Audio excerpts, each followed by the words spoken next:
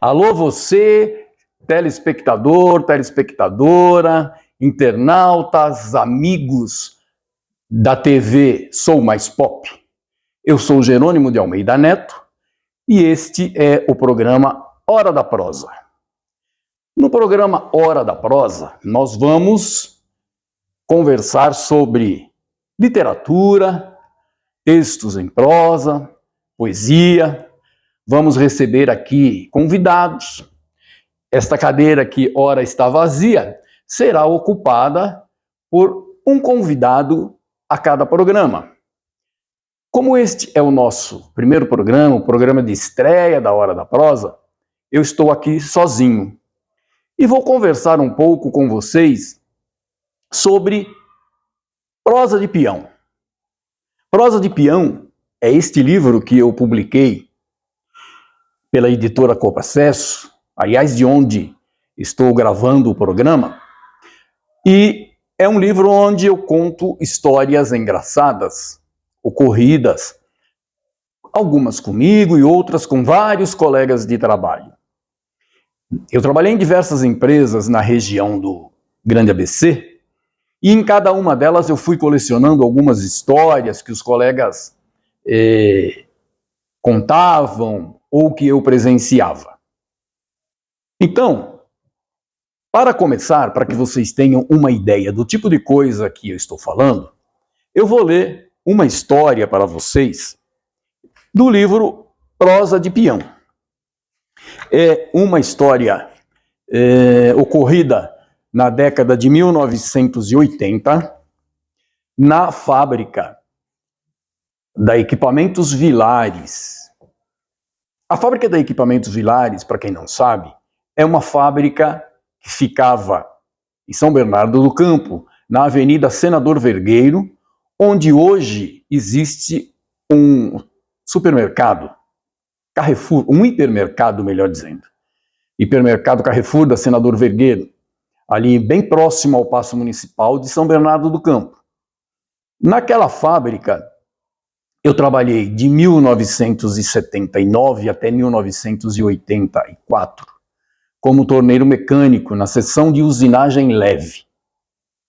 Ali eu conheci vários colegas, vários trabalhadores.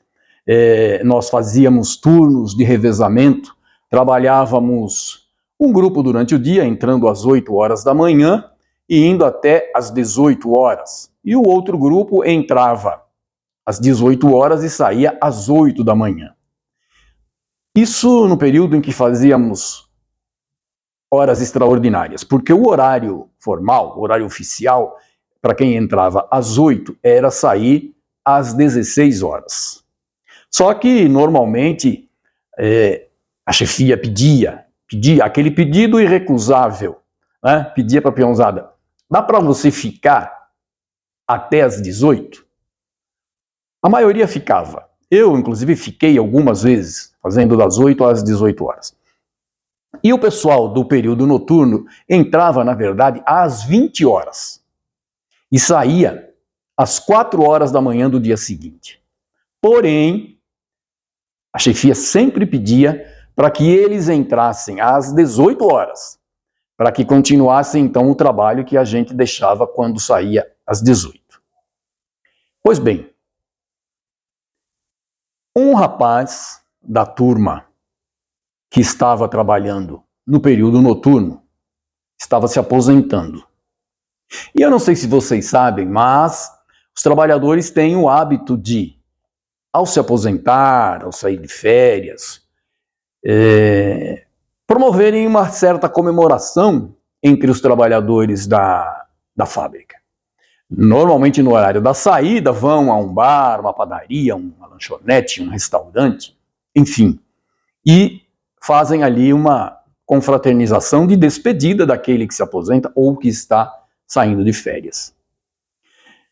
Muito bem, esta crônica que eu vou ler para vocês é sobre um desses momentos ocorrido na fábrica da Equipamentos Vilares, em São Bernardo do Campo, no ano de 1980. Os personagens dessa história são, basicamente, o Jegão, Terrível, o Nego Lira e mais uma dezena ou duas de trabalhadores que foram comemorar a saída de um dos colegas. Vejamos então o que acontece nessa história. O título é Guaraná Não. Década de 80. Para ser mais preciso, o ano de 1983. Lembro-me bem, pois foi o ano de minha demissão da Equipamentos Vilares.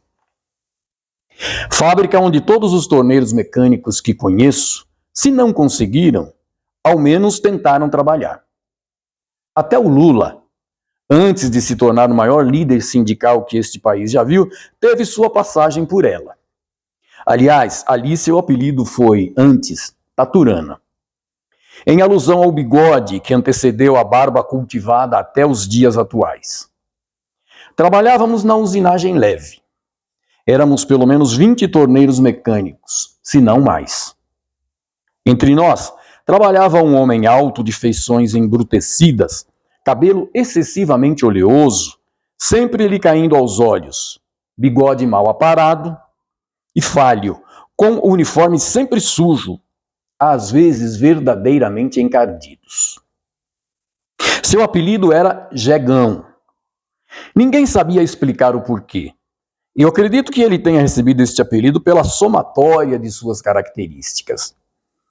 Talvez por insegurança, o Jegão sempre perguntava 2 ou 3 vezes para o encarregado se o trabalho que realizava estava correto.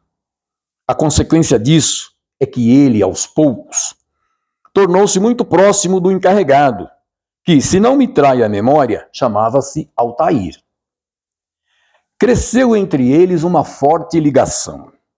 Os dois conversavam muito e, vez por outra, até visitavam-se nos finais de semana. Trabalhávamos em 2 turnos. Um diurno, das 8 às 18 horas, e outro noturno, das 18 às 4 horas. Nos revezando mensalmente. Quando alguém trocava de turno com o parceiro, ficava 3 meses no mesmo período. Assim, ficava muito tempo sem se encontrar com os trabalhadores do outro turno. Neste caso, nos correspondíamos através de bilhetes afixados nos armários. Ou nas chapeiras, local onde era colocado o cartão de ponto. Um belo dia, encontramos um bilhete na chapeira em que marcávamos o cartão de ponto, nos informando que um dos trabalhadores do outro turno, que infelizmente não me recordo o nome, estava se aposentando. E que o mesmo havia deixado algum dinheiro com o encarregado do nosso turno, para que ele pagasse a tradicional cerveja da despedida para o pessoal do dia. Cerveja que era sagrada. Sempre que alguém saía em férias, casava ou comemorava algum feito, nós nos reuníamos para comemorar, ou talvez bebemorar fosse o termo mais indicado. Por não gostar de frequentar o bar, o chefe, que era evangélico, tentou dar outro destino ao dinheiro. Primeiro, sugeriu que o mesmo fosse dividido entre todos, em partes iguais. A proposta não só desagradou, como deixou alguns de nós bastante revoltados. Em seguida, contrariado, deu a sugestão de fazermos um jogo da loteria pago com o dinheiro do colega, para que todos concorressem ao prêmio, que, se ganhe, seria dividido em partes iguais. Novamente desagradou a maioria dos torneiros. Assim, sem outra ideia mirabolante, pediu ao Jegão que ficasse com o dinheiro e pagasse a cerveja para o pessoal. Assim foi feito. Saímos às 18 horas e rapidamente nos dirigimos ao bar do Português, que ficava nas proximidades do estacionamento da fábrica. Conosco foi o Nego Lira, que não tomava cerveja, mas comemorava tudo a seu modo. Pediu ao Português que lhe trouxesse um guaraná e brindou com todos a aposentadoria do colega que partia. Mais tarde, tomou outro refrigerante e comeu um salgadinho.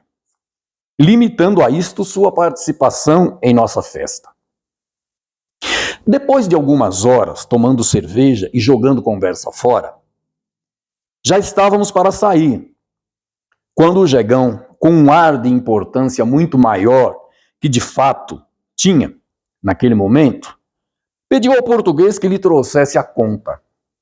O homem tomou da calculadora e pôs-se a somar, falando em voz alta para que todos pudessem ouvi-lo e conferir a conta, a fim de que não ficasse nenhuma dúvida. 2 dúzias de cerveja, uma porção de frango, a passarinho, mais um salgadinho e 2 guaranás. Mal terminou a frase e o Jegão esbravejou. Epa, guaraná eu não pago. Como não paga? Gritou um rapaz cujo apelido era terrível. Foi você quem ficou encarregado de pagar a conta, não foi? Questionou ele, demonstrando estar furioso com o Jegão. A resposta do Jegão veio mais rápida que a anterior. O Altair me disse que o dinheiro era para pagar cerveja. Guaraná eu não posso pagar, respondeu ele. Pensamos que se tratasse de uma brincadeira, mas, como o Jegão insistisse naquela bobagem, fomos aos poucos ficando todos muito irritados com ele. Por pouco não apanhou. Sua postura causou uma indignação generalizada. Todos falavam e gesticulavam ao mesmo tempo. O coitado do Nego Lira tentou pagar os guaranás e o bolinho que comera, mas foi impedido pelo grupo. No final, para não causar mais constrangimento, o português deixou os guaranás de graça, para terminar com um impasse. Sabia que isso agradaria os mais exaltados. Experiência de muitos anos de balcão, revelou ele em outra oportunidade. Feito o desconto, alguns comemoraram a habilidade do português. Outros acharam que deveríamos ter uma conversinha com o Jegão fora do bar, a fim de aplicar-lhe um corretivo. Mas a discussão foi encerrada por ali mesmo, e ninguém precisou corrigir ninguém. O Jegão foi embora contrariado. Insistia que não era para pagar guaraná. Obviamente foi o assunto da semana na Equipamentos Vilares. Ele nunca mais saiu conosco para tomar cerveja. Mas nem assim livrou-se da zombaria dentro da fábrica. Por onde passava, tinha sempre alguém para gritar: Guaraná não! Guaraná não. Aqui também não tem Guaraná não. Vamos pensar um pouco? O que você acha do fato do Jegão dizer que Guaraná ele não ia pagar? Pense. Você pode, inclusive, mandar algum comentário. Já viveu alguma história desse tipo? Isso é uma prosa de peão. Tem várias no meu livro Prosa de Peão. E, de fato, o Jegão passou dias e dias revoltadíssimo com a história do Guaraná que o Nego Lira foi tomar quando era para a gente tomar cerveja para se despedir do colega. Eu digo na crônica que não me recordo, mas ele se chamava Antônio. Fiquei sabendo depois, conversando com outros colegas que trabalharam ali comigo. Prosa de peão. Eu vou contar mais algumas aqui. Tem várias. Nos outros programas a gente vai vendo algumas histórias de peão. Por hoje vamos ficar aqui na história de Jegão. Mas voltando a falar um pouco sobre o que a gente vai de fato fazer nesse programa aqui, no próximo programa trarei aqui um escritor, um poeta, que já organizou vários livros, vários concursos de poesia, tem bastante experiência nessa área. Será o nosso amigo Leonardo Campos, que virá aqui para falar um pouco com vocês sobre seu novo livro. Ele acabou de lançar um livro de poesias, mas eu não vou dar nenhum spoiler aqui não. Vamos deixar para que ele fale no nosso próximo programa.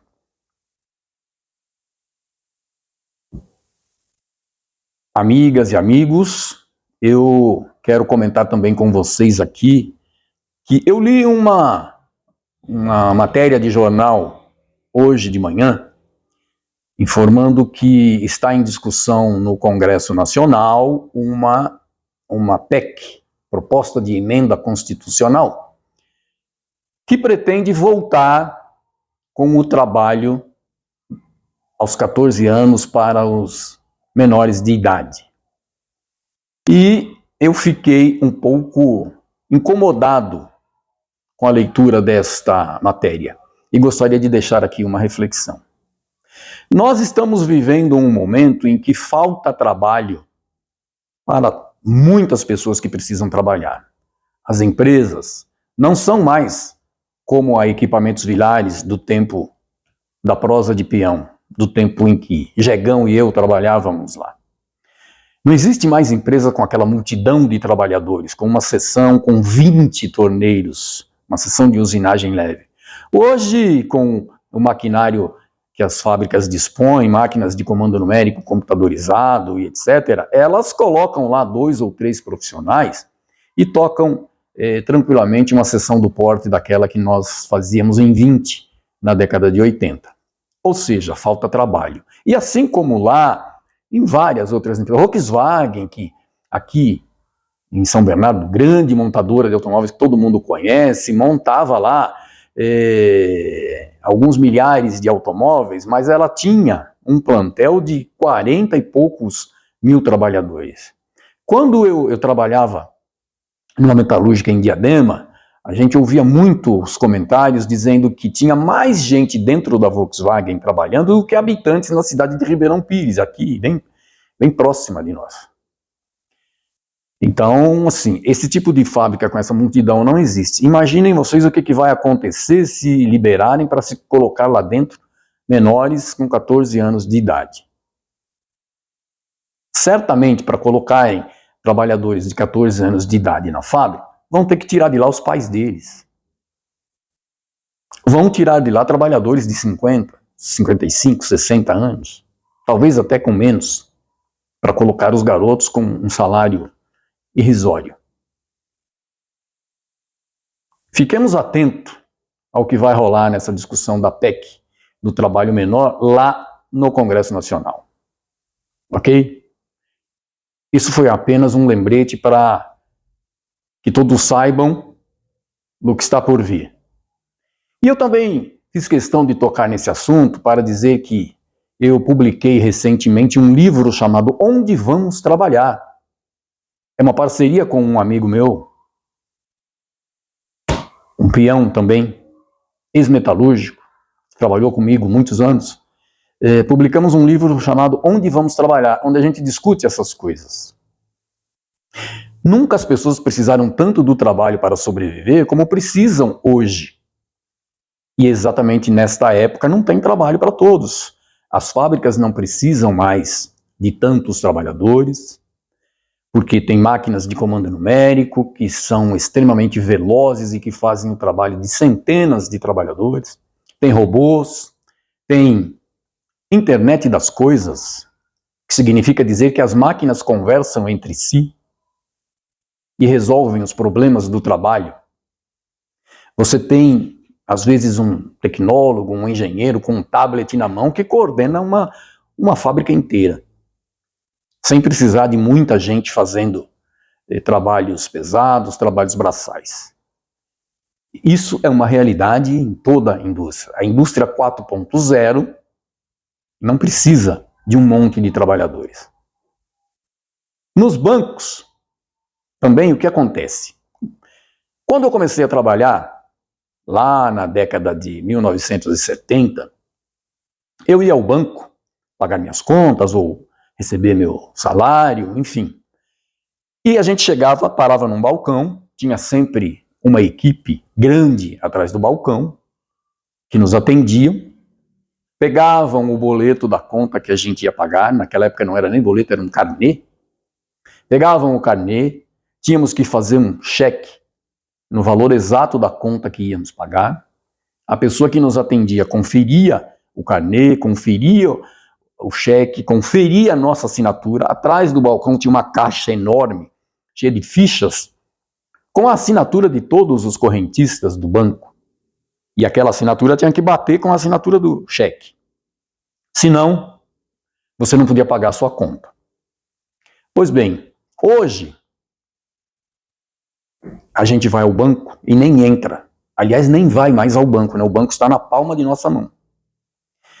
Eu sou cliente de um banco que, quando eu abri essa conta, acho que na década de 90, salvo engano, esse banco tinha 20 e poucos caixas para atender o público. Tinha uma sala de espera enorme, as pessoas ficavam numa fila de cadeiras, esperando para serem atendidas. 21 caixas. Hoje, nesta mesma agência, tem 2 caixas que ficam lá dentro e que só atendem casos extraordinários de pessoas que precisam movimentar alguma quantia na sua conta ou que precisam pagar algum documento que não é mais possível receber no caixa eletrônico, nem no aplicativo do celular. São casos excepcionais que vão até o caixa do banco. Nos bancos, normalmente, a gente nem entra mais, porque tem lá um gerente que só conversa com pessoas que vão fazer aplicações, comprar produtos e serviços bancários, etc. A gente resolve tudo no aplicativo, não precisa nem ir ao banco. Portanto, lá também não tem muitos empregos. Você vai ao supermercado, já tem caixas automáticos, onde você mesmo passa o produto, faz a leitura lá do código de barras e paga com o seu cartão a sua conta e vai embora sem que ninguém precise te atender. Logo, os mercados também têm poucos empregos. Nas escolas, você tem hoje, com a educação à distância, com as plataformas de streaming, você tem professores que dão aula simultaneamente para milhares de alunos. Ou seja, na escola também o número de trabalhadores e trabalhadoras está diminuindo consideravelmente. E em qualquer esfera da atividade que você imaginar, hoje precisa de menos gente do que precisava há 20 ou 30 anos. E acontece que a cada ano, milhões de pessoas chegam à idade de trabalhar. Então, onde essas pessoas vão trabalhar? É disso que Nelson e eu tratamos no nosso livro, Onde Vamos Trabalhar. Quem ficar interessado, quem quiser conhecer, pode mandar um e-mail para jerônimoalmeidaneto@gmail.com e conversar comigo. Ou me procurar no WhatsApp 11 9 7598 0075. Vamos conversar sobre o mundo do trabalho. Você tem uma opinião diferente da minha, desta que eu manifestei aqui? Discorda que esteja faltando lugar para as pessoas no mercado do trabalho? Me mande um e-mail, mande uma mensagem no WhatsApp, vamos conversar sobre isso. Certo? Muito bem. Nós vamos falar muito sobre o mundo do trabalho aqui nesse programa, em outras oportunidades. Eu vou agora, para a gente encerrar o nosso programa, vou ler uma crônica bem mais curtinha do que a história do Jegão. Esta é do Pereirão. É uma história ocorrida na época em que eu era aprendiz no Senai de Santo André. Vejamos. O título é Enxadão. Essa é do Pereirão. No primeiro semestre em que estudei no Senai, na turma do instrutor Vieira, havia um rapaz um pouco mais velho que o restante do grupo. Muito gozador e muito afoito. Não me recordo qual era seu primeiro nome, pois para nós ele era apenas o Pereirão.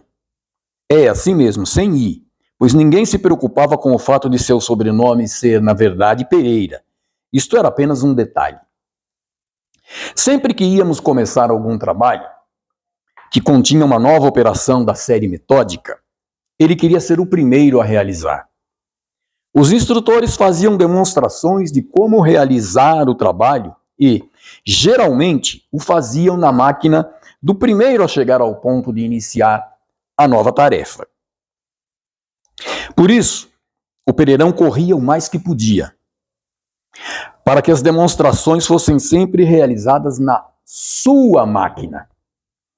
Lá pela quinta ou sexta peça da série do curso de tornearia mecânica, faríamos uma peça chamada eixo cilíndrico chanfrado e furado. Era um eixo simples que devia ser faceado e usinado externamente, para depois aprendermos a executar furos no torno mecânico, utilizando uma broca presa a um mandril fixada no cabeçote móvel da máquina. Vários alunos iniciaram a peça na mesma aula e, como já sabiam usinar diâmetros externos e facear o eixo, chegaram ao ponto de iniciar a furação praticamente juntos. Como sempre fazia, o Pereirão apressou-se em pedir a ferramenta para furar o eixo. Foi correndo até a bancada do instrutor, pois ali ficavam guardadas as ferramentas, e pediu, falando alto, para que todos os colegas percebessem que ele seria o primeiro a furar a peça. Professor, me dá a ferramenta de fazer buraco? O que você disse? Inquiriu o instrutor.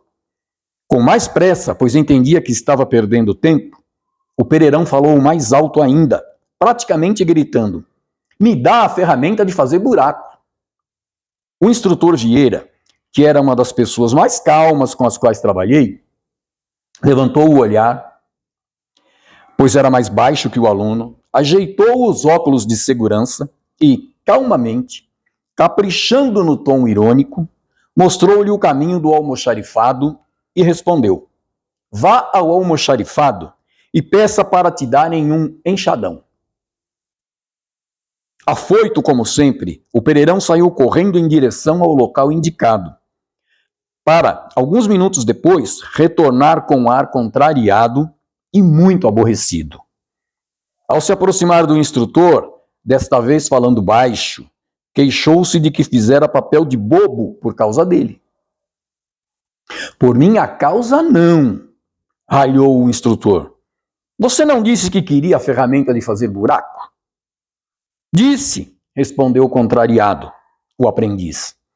Então, observou o instrutor, quem faz buraco usa um enxadão ou uma pá. Aqui, vocês estão se preparando para serem torneiros mecânicos. Nós fazemos furos e para isso usamos brocas. Buracos ficam lá na obra da construção civil. Coitado do Pereirão. Outros alunos ouviram o diálogo entre os dois e, obviamente, não só caíram em sonora gargalhada, como fizeram questão de contar o ocorrido aos demais. Como o instrutor era do tipo boa praça e bastante experiente no trato com os adolescentes, logo depois da brincadeira, tratou de reestabelecer a ordem na sessão. Chamou todos os alunos para que se reunissem em volta da máquina do Pereirão, para que ele se sentisse reconfortado. E ali demonstrou como deveríamos executar um furo com broca no torno mecânico. No final do trabalho, o Pereirão ficou feliz, porque a demonstração fora realizada em sua máquina. Todos nós aprendemos a executar o trabalho e parecia que tudo iria acabar bem. Até o instrutor, antes de se retirar do grupo, dizer-lhe: ô Pereirão, cuidado com o enxadão. Esta é a história do Pereirão. E com ela, a gente encerra o nosso primeiro Hora da Prosa. Lembrando que teremos muitas outras prosas de peão. Eu conto com cada uma e cada um de vocês. Muito obrigado e até o próximo programa. Até mais.